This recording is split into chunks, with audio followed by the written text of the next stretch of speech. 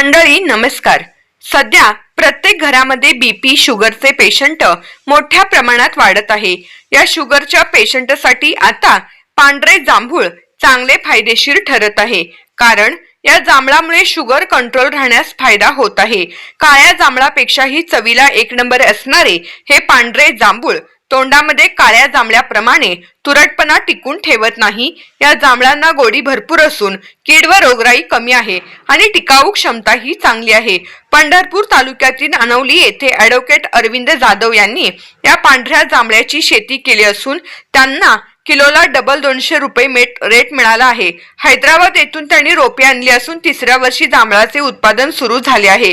15x7 वर झाडांची लागवड केली असून 1 एकरमध्ये 125 झाडांची लागवड आहे। ॲडव्होकेट जाधव यांना तिसऱ्या वर्षी तब्बल 125 झाडांपासून 3 लाख रुपये उत्पन्न मिळाले आहे। पांढरे जांभूळ चवीला स्वादिष्ट व शुगरसाठी एक नंबर असल्यामुळे या फळाला मोठी मागणी वाढत आहे।